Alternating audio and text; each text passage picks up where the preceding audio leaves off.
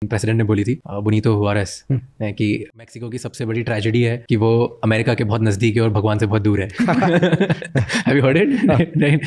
तो ये एक बहुत ऑब्वियस सेंटिमेंट है जो छोटे छोटे देश होते हैं, जो जाइंट देशों के पास में होते हैं। जैसे इंडिया एक जाइंट देश है, तो इंडिया के आसपास जो छोटे छोटे देश हैं उनमें एक सेंटिमेंट होता है कि वो उनके खुद की प्रॉब्लम बड़े देश पे ब्लेम करते हैं। बिल्कुल। और उनके अंदर कुछ भी चल रहा होता है तो वो बोलते हैं कि ये प्रॉब्लम एक बड़े देश की वजह से हो रही है। तो हमारे पास में जैसे मालदीव्स है, राइट, तो हम कब तक, कोई हमारी एक लिमिट है कि उनको कब तक ब्लेम करने दे सकते हैं या कब तक उनको डिसीजन लेंगे? क्या रेड लाइंस है या क्या एक वो लाइन है जो वो क्रॉस हम नहीं करने देंगे, और अगर उन्होंने क्रॉस करी कभी वो लाइन तो हम क्या एक्शन लेंगे? नहीं, देखिए, ऐसा है कि उसको मैं भी मानता हूँ, और इसी के कारण हमने ये नीति बनाई है नेबरहुड फर्स्ट। नेबरहुड फर्स्ट का मतलब क्या है कि अगर आपके पड़ोसी आपसे, माने आबादी में या इकोनॉमी में या जो भी आप मेट्रिक लगाएं, आपसे छोटे हैं, तो आप ये उम्मीद नहीं करें कि आप you will make one move और वो एक करेंगे। ये 1 to 1 नहीं हो सकता। जो आपसे माने आप उनसे 10 गुना बड़ा है, तो you have to make 10 moves for their 1 move. True. हाँ, तो सबसे पहले we need to be generous, we need to be जो कहते हैं ना हमारे यहाँ नॉन रेसिप्रोकल, कि इट शुड नॉट बी कि आप करें मैं करूं,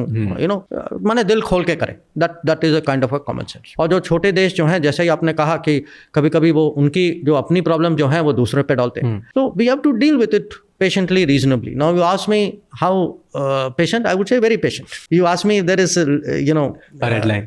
The red line, look, these are not things you say in public. Okay.